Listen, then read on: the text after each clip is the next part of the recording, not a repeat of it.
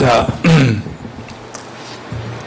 그 WHO라면 세계 보건기구인데 코로나19 팬데믹은 마지막이 아니다라는 발표가 지난 주간에 있었거든요.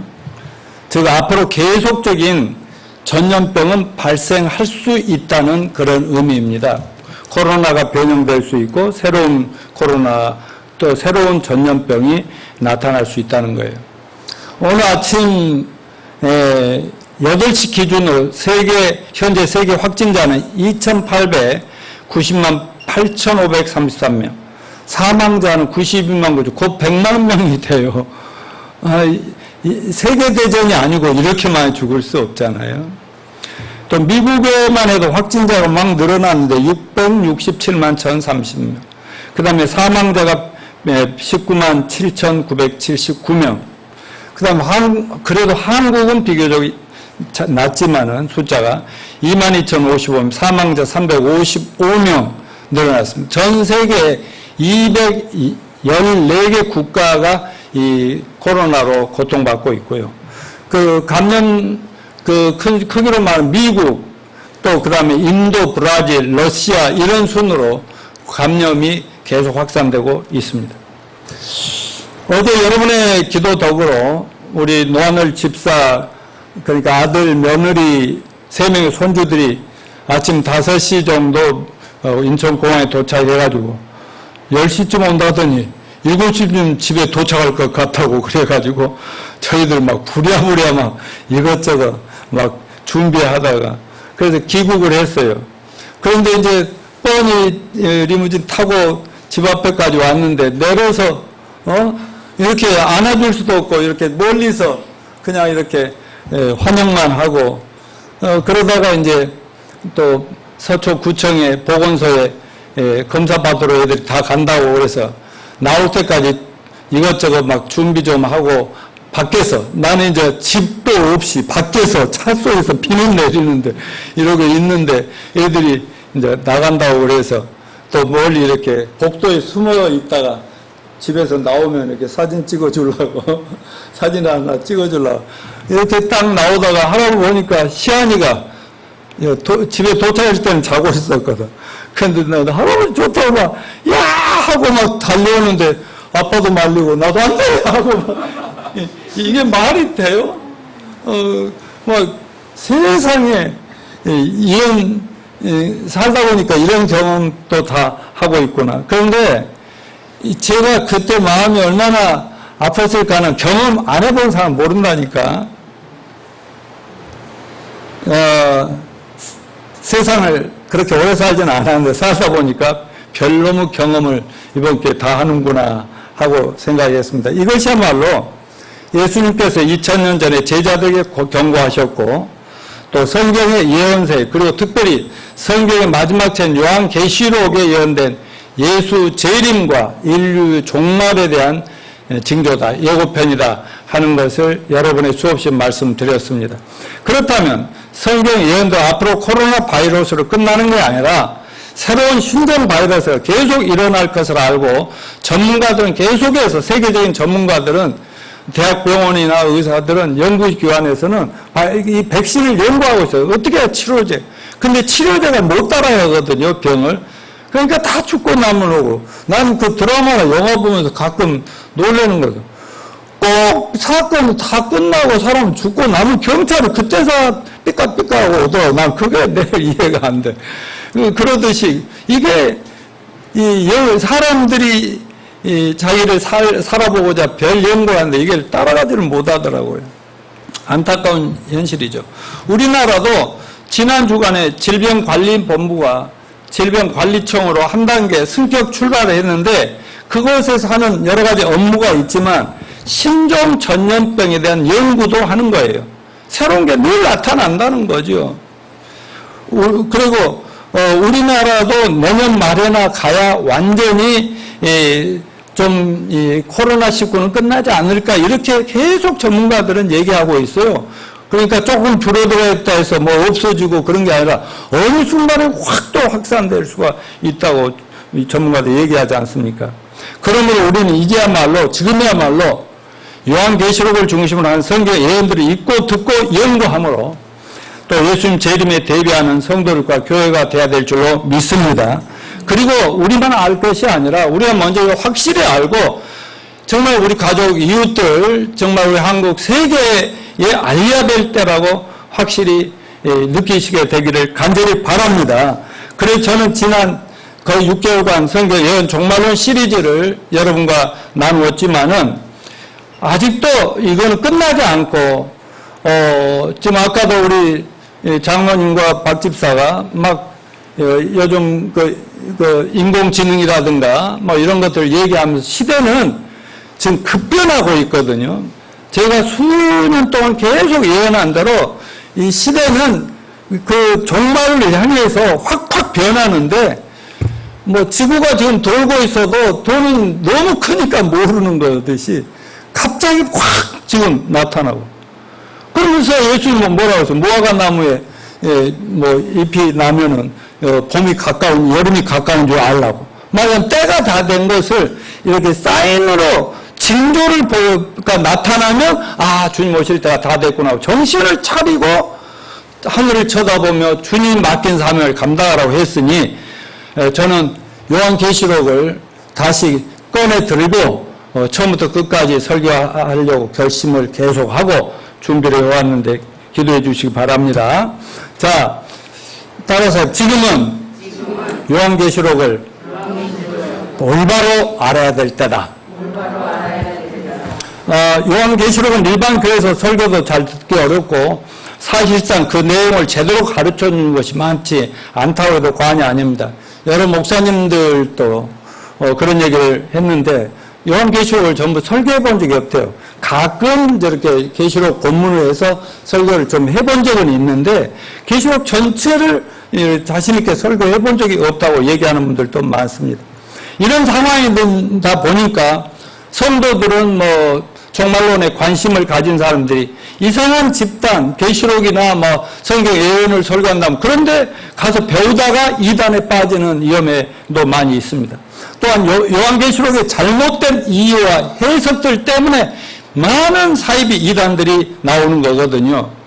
계시록이 위험한 책이 아니라 사사로운 해석이나 자의적인 해석이나 검증할 수 없는 제멋대로 해석이 위험하다는 것입니다. 무엇보다도 구원의 확신이나 거듭남의 확실한 체험도 없이 교회만 다니다가 어쩌다 이래저래 떠밀려 신학교를 간 신학도들과 목사들 그러다 보니 공부하다 보니까 공부가 재밌어 신학 박사가 되고 그래서 교수가 된 그런 신학자들이 많이 있거든요. 그러니까 아까 우리 박 집사가 말했지만은 이 거듭나지 않으면 성령이 없으니까 성경이 제대로 깨달아지지 않고 지식으로만 들어오거든요. 그리고 얼마나 지식이라는 걸 비교할 수 있는 지식이 많거든. 그러다 보니까 자기 좋은 쪽으로 빠져서 해석을 하게 되는 겁니다. 그래서 복음 전하는 것도 예수 믿으면 구원입니다로 끝내버려. 맞지만은 그럼 어떻게 구원받나 이 얘기를 안 해주니까 문제가 되지. 그냥 복음도 애매하고 요한계시록도 잘못대로 해석을 하는 경우가 너무나 많습니다. 그러다가 어제 갑자기 놀라운 얘기를 들었다니까요. 누구한테? 아까 들은 박 집사가 그런 얘기를 하니까 야 그동안 날 따라오나 내가 너와 함께 왔던 것이 헛된 말은 아니겠구나. 이제부터는 혹시 내가 미국에 한 달 가든 몇 달 가든 뭐하면 장로님이랑 박 집사는 요한계시록 설교도 해야 되겠구나 하라고 어제 그랬어요. 그리고 아내는 열심히 가르치고 그런다 했더니 그렇게 하고 있고 한다고 그러더라고요. 해야 돼요. 근데 박 집사만 한 게 아니라 말이라도 할 수 있어야 돼. 오케이? 자료는 다 줄게. 오정현 집사 할 줄 있어야 됩니다. 명란이는 지금 시켜도 막 해버려요. 다들. 여러분, 제가 요한계시록 전하는 게 가장 안전하고 올바르다고 얘기하는데 그건 믿어요, 안 믿어요? 믿어요, 안 믿어요? 내 말은 못 믿어도 박 집사 말은 믿으시라니까. 저는 계시록의 관점을 가장 성경적으로 체계적인 해석으로 교단을 초월한 초교파적인 많은 복음적인 목회자들이나 견해를 종합적으로 다 검토를 했죠. 이런 교단과 이런 교파 신학교 이렇게 가르치면 다 검토를 구원받고 막 다 했다니까. 그리고 나는 성서 침례교회 출신이고 그다음 기독교 한국 침례 세계에서 미국에서 가장 큰 게 침례교단인데 그런 가장 건전하다는 그런 교단에서 저는 이제는 교단 어디에 속하는 어느 교파 어느 신학파 이런 거 떠나서 나는 오직 성경학파입니다. 성경학파. 아멘. 성경의 말씀을 복음의 관점을 가지고 창세부터 계시록 전체를 보고 숲을 보고 전체 보고 숲을 보고 전체 보고 하다 보니까 모두가 쫙 깨지더라는 거지요. 저는 종말론을 가지고 또 설교를 수업시하고 그랬지만은 지금 몇십 년을 해왔잖아요. 그러면 내가 이런 걸 얘기하는 게 유달산에서 목포에서 목회할 때는 유달산에 올라가서 혼자 막 40일 동안 굴 속에서 이렇게 있으니까 막 어떤 계시가 확 와갖고 그때부터 다른 목사들하고 다른 얘기를 한 것도 아니고 지금 사는 건 청계산 밑에거든요. 청계산에 거기 또 올라가면 또 기도원도 있고 그래요. 거기 가서 밥 안 먹고 기도했더니 못이 싹 버텨서 강화문에서 외치듯이 이 정부는 망할 놈의 정부구나 라든가 대한민국은 곧 망한다. 이 따위로 얘기하고 있는 거 아니라니까요. 저는 그저 굉장히 종말론 성서 의원을 많이 얘기하지만 신비주의로 얘기한 적이 없고 성경이 말하기를 다 같이 성경에 써있네. 그러니까 빌리 그레엄이라는 분에 대해서 이런저런 말이 많습니다만 그분이 그 전 세계적 복음 전할 때 항상 하는 말이 바이블 세드였어요. 바이블 세드. 성경이 말하기를 바이블 세드. 성경이 이렇게 말합니다. 여러분 신이 나한테 어젯밤 잠자는데 3시에 잠을 깨우시면 확 뭐라고 합디다. 이따위 소리 듣지 마십시오. 뭐예요? 성경에 이렇게 말씀하는 성경의 근거를 가지고 얘기하는 저와 여러분이 되시기를 축원합니다. 요한계시록의 해석 원칙은 계시록은 위험한 척으로 간주돼 일부러 가르치지 않는 목회자도 있을 정도로 금기시되어 책인데요. 계시록은 위험한 책이 아니지만 읽거나 가르칠 때 분명히 주의할 점이 있는 책인 건 분명합니다. 그러므로 요한계시록을 올바르게 해석하기 위해서는 역사적으로 기독교란 이름 아래서 요한계시록 해석파가 여러 가지로 갈린다 하는 거 한번 그 표로 좀 여기 같이 읽어볼까? 1절 시작. 예수 그리스도의 계시라 이는 하나님이 그에게 주사 반드시 속히 일어날 일들을 그 종들에 보이시려고 그 천사를 그 종 요한에게 보내어 알게 하신 것이다. 아멘. 여기 반드시 속히 될 일이라고 그랬죠. 이거 하나만 가지고도 해석이 여러 가지로 갈라져서 교파가 나뉘고 그러다 이단들이 나온다고.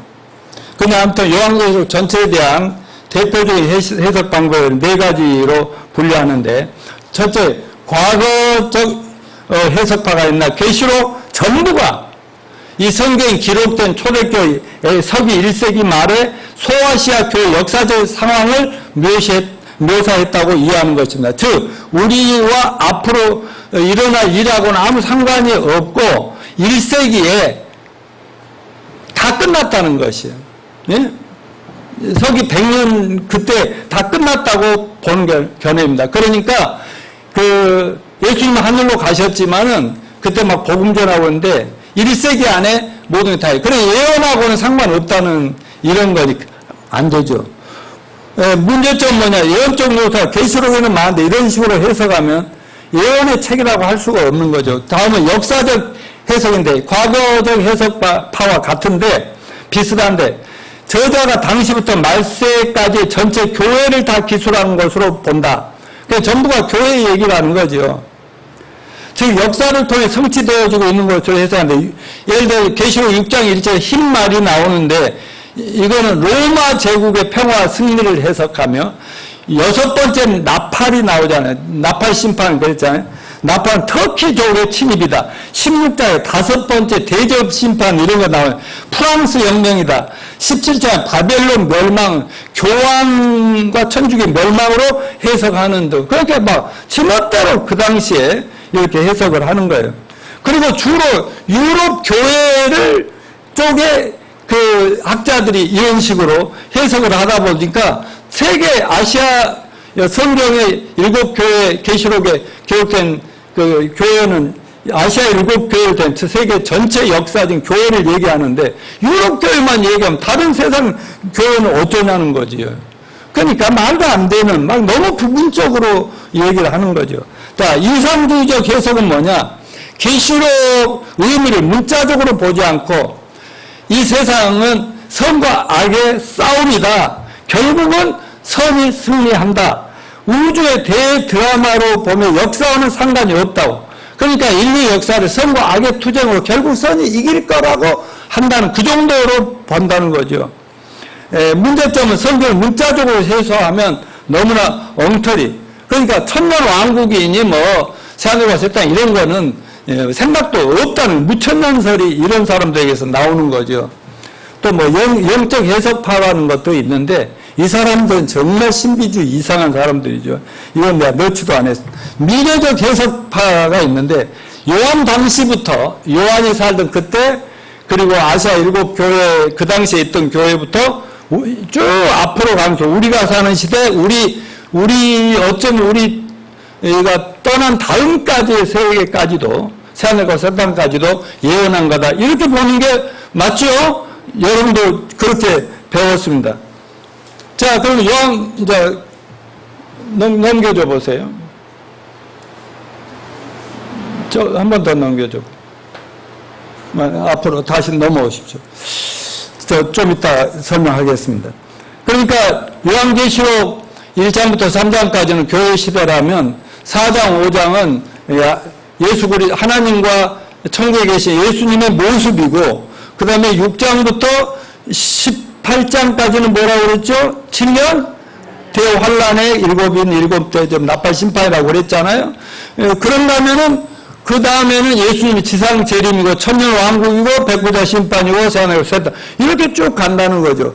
근데 요한이 당장에 일어날 것을 속히라고 해서 당장에 일어날 줄 알았지만 아니요. 성경은 예수님은 또 어디에도 몇 년 며칠에 예수님 오고 세상은 심판 시작된다 말 있어요 없어요? 없습니다. 그런데 그냥 직가에 가니까 우리 때 아닐까 하고 요한 때 또 초대교회 중세 암흑시대 다 전부 그렇게 보는 거예요. 저도 우리 때 왔으면 좋겠는데 내 때 아닐 수 있다라고 늘 얘기를 하잖아요. 이걸 참고로 하시길 바랍니다. 자, 저의 요한계시록 해석 원칙은 뭐냐? 저는 어느 학파에도 속하지 않는다고 해서 복음과 또 하나님이 이 시대를 이렇게 경륜을 가지고 운영을 하시더라고요. 드라마로 보면 이렇게 1편, 2편, 3편 있듯이 하나님도 창조부터 타락하고 이스라엘 민족을 또 선택하시고 유대인들 선택하고 그리고 유대인 왕국이 시작되다가 구약이 끝나고 예수님이 오시고 그 다음 이런 그 쭉 통치 계획이 있잖아요. 대통령도 문재인 대통령도 자기가 5년 동안 대통령 한동안 뭐는 반드시 이루고 말겠다. 천하의 칼이다 이건 한다. 그런 거 아닌 거 타협할 수도 있다. 이런 것이기 때문에 막 갈등을 하지만 하나님이 인류를 역사를 시작하면서 왜 계획 없이 시작하셨겠냐. 그걸 좀 여러분 이해하시기 바라고요. 그러면서 저는 한 40여 년들을 이 복음과 함께 성경과 함께 이 요한계시록을 연구하다 보니까 언제나 저는 문자적 문법적 또 문화적 역사적으로 해석을 하는 것입니다. 여러분 천년 동안이라고 성경에 얘기하면 천년으로 해석해야지 그게 만년 10만 년으로 해석하면 되겠어요?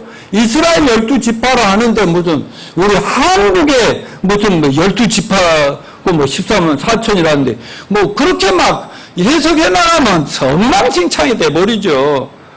그러니까 이 문자적, 문화적, 문법적, 역사적으로 해서 저처럼 하면은 전천년설이 나올 수밖에 없어요. 무천년설이 환란 후니 이런 말이 나올 수가 없다니까.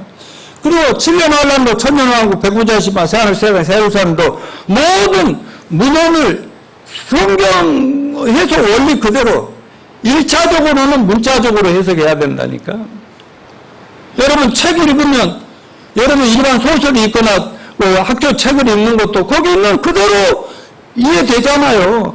그런데 도저히 무슨 말인지 모르면 선생님한테 물어보는 거 아니요. 참고서를 찾는 거 아니요. 근데요 90% 이상은요 어린아이들 청소년들이 봐도요 뭐 한글만 읽을 수 있으면 그대로 이해하면 되는 거지. 아니 성경에 무슨 돼지가 나타났다고 하는데 막 그거를 막 그 뉴스에 나오니까 그 돼지는 어쩌면은 그 성경에 말하는 용일 수도 있다는 이상한 식으로 이렇게 막 꽈서 비꼬아서 빗대서 해석하면은 성경이 엉망진창이 돼버린다 이거죠. 근데 사탄 마귀는 그렇게 이상한 존재들 학자들이 한 사람들 나타내갖고 막 비판하고 아니 막 또 저 고대 누구야 응? 그 학자는 나중에 성경을 무지하게 읽었고 연구를 하고 이스라엘도 갔다 하면서 완전히 성경을 아주 우선책으로 만들어버리는 그런 학자도 있어. 그러니까 배움이 많다는 사람들이 문제입니다. 그러니까 성경 요한계시록뿐 아니라 성경의 해석 방법이 상식적으로 공부하듯이 상식적으로 해석하면 돼요. 합리적인 방법으로 해석하면 됩니다.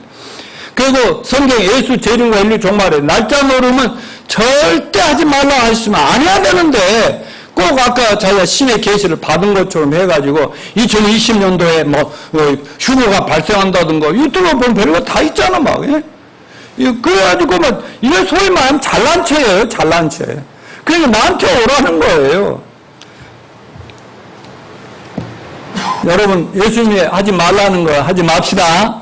그리고 가라는 데까지만 갑시다. 그러니까 인간의 해석에는 언제나 오류가 있더라. 특별히 아까 우리 박 집사 좋은 얘기 해줬는데 복음을 깨닫지 못하고 구원의 확신이 없다 보면 모든 게 헷갈리게 보이게 돼 있더라는 거죠. 그래서 내 나름대로 요한계시록 해석 방법을 정립했더니 자, 첫째 하나님이 사도 요한을 통해 1세기 그리스도인들에게 예수님이 계실 때 굉장히 핍박을 받고 결국은 예수님을 이단 몰아서 죽이셨잖아요. 그럼 예수님 떠나신 다음에라고 가만히 있겠어요? 근데 제자들이 막 열심히 전하니까 얼마나 막 유대인들이 또 다른 나라로 가면 다른 나라 권력 이것들 뭐야 하면서 얼마나 핍박을 했겠어요. 근데 바로 그들을 생각하면서 이 소망을 붙들고 계시록을 기록하게 해주신 거다. 이 계시록은 예수님 재림과 하나님 심판과 하나님이 약속해 놓으신 새하늘과 새 땅, 새 예루살렘, 천국, 부활 모든 예언이 다 들어있잖아요. 그러니까 이거 붙들고 너희들 반드시 이기라고 해놓은 거 아니겠어요? 두 번째, 요한계시록은 궁극적으로 예수 재림을 맞이하도록 믿는 성도들이 재림을 기다리고 소망하며 그분이 원하는 대로 믿음 생활을 잘하고 살아라 이런 뜻으로 주셨다는 것이죠. 그 다음에 세 번째 요한계시록 어느 시대나 모든 성도들이 받을 수 있고 적용될 수 있는 원리를 주셨지 꼭 초대교회 때만 꼭 교회 시대에만 막 그런 건 아니다는 것이죠. 이해가 되십니까? 이상의 해석 원리들을 전제하면 저는 요한계시록이 강조하는 초점을 두 가지로 생각을 했습니다.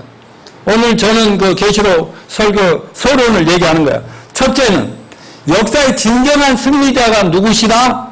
예수 그리스도라는 걸 강조하는 거예요.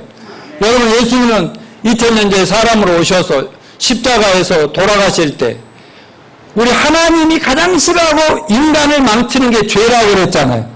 그래서 우리 죄 때문에 하나님도 잃어버리고 천국도 영생도 축복 다 잃어버린 우리 불쌍히 여겨서 우리를 죄짐을 다 뒤집어쓰고 십자가 빌려 죽으심으로 저와 여러분의 죄를 다 없애버렸잖아요. 그리고 언제든지 하나님 앞에 갈 수 있는 막힘 그 죄악이라는 막힘을 없애버리셨지 않습니까? 그리고 마귀는 우리가 뭐가 있을 때, 이 세상에 나쁜 놈들도 언제 사람 괴롭혀? 우리 약점이 있으면 그거 가지고 괴롭히잖아요. 그렇지 않습니까? 그런 것처럼 우리 죄가 있으면 마귀가 가지고 노는 노예가 되니까 우리 죄를 다 없애버리시고 자기가 죽으신 거야. 그 대신 3일 만에 짠하고 부활하셨죠? 그러면 예수님이 승리자예요? 마귀가 승리자예요? 예수님이 승리자잖아요. 죄에 대해서, 마귀에 대해서, 죽음에 대해서, 저주에 대해서 다 이겼으니까 예수님이 승리자다 하는 걸 외치시기 위해서 이걸 쓰셨다 이것입니다. 주님은 지금 살아계십니다. 천국에서 우리를 응원하고 계시고 우리 기도를 응답하고 계시고 하나님의 놀라운 계획 속에 한 걸음 한 걸음 통치해 나갑니다.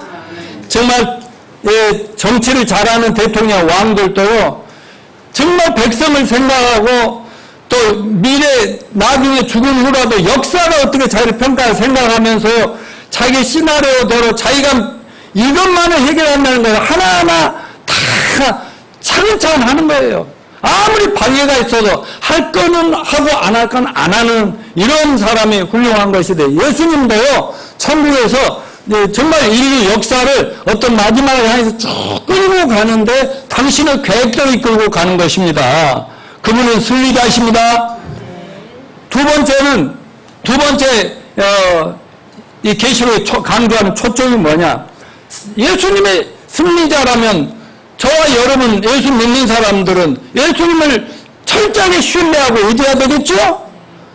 그러면 우리도 승리할 수 있다 없다? 우리도 승리자가 된다는 거예요. 결국은 승리자는 예수님이 책임지시는 교회와 교회를 구성하는 성도들이 승리자다. 이거를 강조하는 거예요. 그러니까 어느 시대 믿는 자들이든지 요한계시록을 보면서 마지막을 보면 결론이 이렇게 난다고 하면 여러분 망할 놈을 해소하라는 결론을 안다면 누가 거기다 돈을 투자하냐고. 지금은 어려워 보여도 끝을 딱 예언자가 보니까 끝에는 어마어마한 부자예요. 그러면 투자해요 안 해요?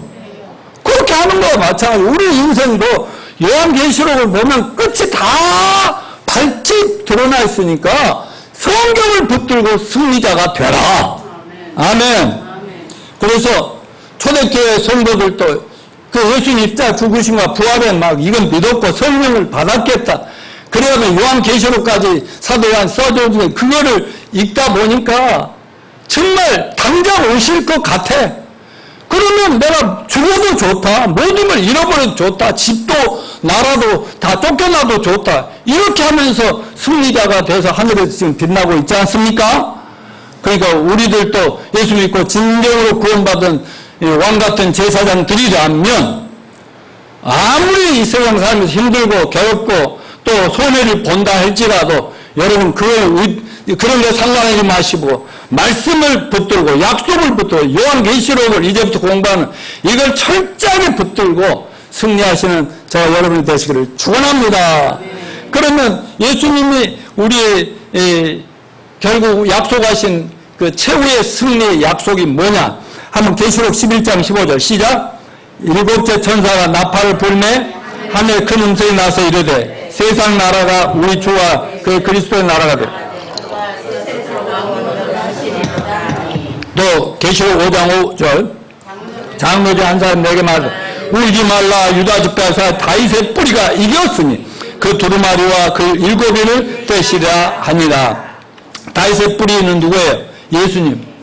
예수님이 승리자니까 너희들 울지 마. 너희들 반드시 너희들 나중에 최고의 결과가 올 테니까. 자, 계시록 15장 2절 또 내가 보니 불이 섞인 유리바다 같은 게 있고 짐승과 그 우상과 그 이름의 수를 이기고 벗어난 자들이 유리 바닷가에 서서 하나님의 검은 고를 가지고 지난주에 공부했죠. 천국 강가에서 나무에서 열매를 따먹으면서 검은 고를 타고 바이올린을 키면서 별별 것을 하면서 신나게 노래 부르는 왜? 이 땅에서는 온갖 괴로움을 당한 심지어는 적그리스도와 대항하고 믿음을 지키다가 막 순교까지 당했지만 결국에는 승리자가 누구냐 이거죠. 자, 여러분, 그 다음에 요한계시록의 성격을 보겠습니다. 요한계시록의 첫 마디를 뭐라고 그랬어요? 예수 그리스도의 계시라. 그랬어요. 그런데 계시록의 제목이 요한계시록이라고 돼 있잖아요? 그런데 왜 사도 요한은 이 책을 소개하면서 요한의 계시라 그래야 되는데 예수 그리스도의 계시라 그렇게 했을까요? 예수 그리스도의 계시란 이 부분의 의미는 두 가지로 생각할 수 있는데, 첫째는 그리스도께서 계시의 근원이시다. 계시라는 것은 나중에 또 설명하겠지만, 자, 우리가 예술의 전당 같은데 연극을 보러 갔어요. 아니면 뮤지컬을 보러 갔어요. 처음에 가면은 커튼을 다 쳐놨죠? 캄캄해 아무것도 안 해요. 언제 나오나 뭐가 나오나 첫 장면이 뭐나 이러고 있는데 아무것도 몰라요.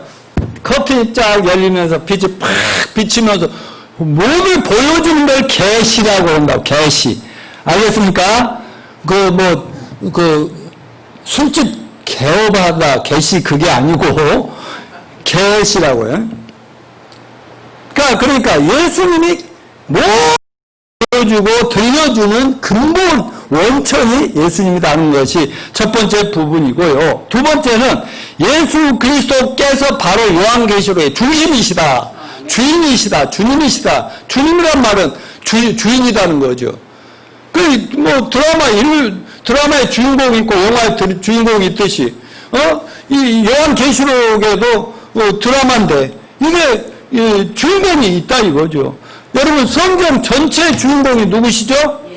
예수님이죠. 창세기부터 구약까지 예수님이 안 나오지만은 예수 그리스도가 여러 가지 모양으로 이렇게 계시가 돼 있단 말이죠. 그러니까 예수님이 성경의 중심일 뿐 아니라 바로 요한계시록도 처음부터 끝까지가 예수님 얘기다. 자, 요한복음 5장 39절 한번 읽어볼까요? 너희가 성경에서 영생을 얻는 생각으로 성경을 연구하고는 이 성경이 곧 내게 대하여 증언하는 것입니다. 그러니까 신구약 성경 모든 말씀이 예수 그리스도에 대한 얘기들이 있는데, 마찬가지로 요한계시록도 우리 영광스러운 구세주요 역사의 소망이신 예수 그리스도 그분이 살아 계시고 오실 준비하고 우리를 데려갈 준비하고 있다는 것을 보여주셨다니까요. 아멘요. 이게 계시라고 합니다. 이걸 세계적인 전문가들, 학자들, 공부한 수많은 사람들이 연구하고 있어요. 여러분, 우리는 제가 쉽게 이 조그만 교회에서 한다고 하더라도 제발 이걸 무게 있게 받아들이시길 바랍니다. 여러분 것으로 만드십시오. 그러면 여러분 세상에 어떤 일이 닥쳐도 전부 이길 수가 있어요. 아멘요. 그러므로 요한계시록을 올바로 제대로 공부한 사람들은 예수님이 언제 재림하시는가를 알고 세상을 무섭게 막 경고하고 때가 다 됐다고 막 이렇게 경고만 하는 게 아니라 어떻게 하자는 거예요. 아까 막 그렇게 해서 우리 쪽으로 오지 않으면 전부 교회 다녀도 구원도 없다 이런 식의 이단이 되라는 게 아니고, 또 구원을 잘못하면 잃어버리고 내가 예수님 곧 오시고 심판하는데 내 말 안 들으면 나한테 재산들 다 통장 다 까서 전부 갖다 안 바치면 여러분 이단이요 다 구원을 잃어버릴 수 있어. 이러면 안 된다는 거죠. 아멘요? 복음을 전해야죠. 예수님 모시고 인류는 하나님이 죄에 대해 심판하실 것입니다만은 하나님이 지금 바라시는 것은 어떤 죄인도 회개하고 예수 믿고 구원받는 거다. 이렇게 전도하는 저와 여러분이 되시길 바랍니다. 자, 스펄전 목사라는 영국의 유명한 그 설교가가 있었습니다. 이분은 성탄의 메시지 이런 말을 했어요. 메시아의 성탄을 알리기 위해서 하나님께 별을 사용하셨다. 그래서 동방박사들 별이 나타났잖아요. 그 예수님 아기가 남들 어디 계신가 하고 인도에 주셨잖아요. 그 별은 별 자신이 다 별이다 나 좀 봐줘라 이게 아니라 별이 하는 역할이 뭐였다고요? 예수 그리스도가 어디 아기 예수인데 마국간에 태어난 예수 거기까지 안내하는 것이 별의 역할이었다. 우리 그 별이 증거하던 예수 그리스도는 십자가에 죽고 부활하셔 지금도 살아 계시다라고 설교했는데 좋은 설교죠? 여러분 요한계시록을 우리에게 증거하기 위해서 요한을 사용하신 것도 사실이고 천사를 사용하신 것도 사실입니다. 예수님이 계시의 원천이고 계시의 중심이 되시기 때문에 그렇습니다. 그럼 저도 내가 얼마나 계시록 잘 설교하냐 이게 중요한 게 아니라 예수님이 어떤 분인가, 여러분과 어떤 관계가 있고 어떻게 여러분이 예수님을 모셔야 잘 되는 이런 것을 잘 설교하는 하나님이 사용하는 도구에 불과하다 하는 것을 이해하시기를 바랍니다. 자, 요한계시록 전체 구조를 저 그림으로 많이 봤는데 저것 보내달라는 사람들도 많다고, 목사님들. 자, 계시록 1장은 죽음에서 부활, 지금도 살아계신 그리스도. 2장, 3장은 뭐예요? 교회 시대. 그때 아시아의 7 교회를, 실제 있던 교회를 가지고 하나님이 말씀해 주셨거든요. 근데 7이라는 숫자는 완전 숫자고 하나님의 숫자라고. 그러니까 모든 교회 시대의 모든 교회 얘기지 아시아 교회만 그렇게 해서 유럽 교회만 가지고 얘기했기 아니다는 거죠.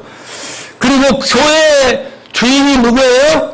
예수 그리스도. 4장부터 5장까지 아까 말했지만 이 천국의 주인으로서 4장은 성부 하나님, 선자 하나님 예수님이 계시다가 5장에는 성부 하나님 손에 있는 심판의 책을 선자 예수님 손에 넘겨줘서 책을 5장에 들고 있는 예수님 모습이 이렇게 된다고요. 6장부터 18장은 이 하나님의 심판의 7인을 뗄 때마다 막 심판이 쏟아지고 그 다음 나팔 불 때마다, 그 다음에 대접을 부를 때마다 이렇게 심판이 쏟아지는 앞으로 일어날 일이라는 거. 그리고 계시록 20장부터 19장부터 예수님의 지상자림, 천녀왕국, 백보자 심판, 이렇게 지옥, 마귀 사탄, 모든 안민이전 지옥을 넣는다. 계시록 21장, 22장은 공부 몇 주간 했는데 뭐예요? 새하늘과 새 땅, 새 예루살렘, 천국, 우리 집에 대한 얘기로 완성이 된다는 거. 이 그림으로 여러분 기억하시죠? 이게 아무 문제가 없어요. 박집사에 승인 받았는데 이거 오케이입니까? 장로님은 박집사 응원해 주십시오. 자, 그럼 계시란 무엇인가? 1장 1절 뭐라고 시작된다고 해서 예수 그리스도의 계시라. 계시라는 아까 말했지만 뚜껑을 연다, 나타나, 베일을 벗고 보여준다. 아까 무대를 딱 보여준 그 얘기했습니다. 그러니까 요한 계시하면은 불교나 또 신부들이나 스님들이나 기독교인들이나 산으로 들로 계룡산이다 어디 무슨 산에 올라가서 도 닦고 교회 안에 전쟁터는 뭘 받았느니 못 졌느니 이런 것이 계시가 아니고 하나님의 예수 그리스도가 천국에 계신 예수님이 요한에게 보여주시고 많은 성경 기록자에게 보여주신 그게 진정한 계시라는 걸 믿읍시다. 근데 하나님은 요한에게만 보여주는 게 아니라 특별한 어떤 이상한 사람들에만, 목사들에게만 보여주는 게 아니라 예수님을 믿고 사랑하는 모든 사람들이 전부 이해할 수, 해석할 수 있도록 주신 계시록의 책이 요한계시록이라 저는 믿습니다. 그러니까 어려운 책이에요? 쉬운 책이에요? 그래서 집에 가서 요한계시록 꼭 읽어보시기 바랍니다. 성경 없으면 성경 하나 드릴까? 그럼 꼭 성경 보는 게 낙으로 사십시오. 이선자 모친님도. 자, 이제 서론 이 정도로 하고요. 넘어가면 계시록 1장 7절 한번 읽어봅시다. 이렇게 넘겨. 너희가 모든 여기 시작.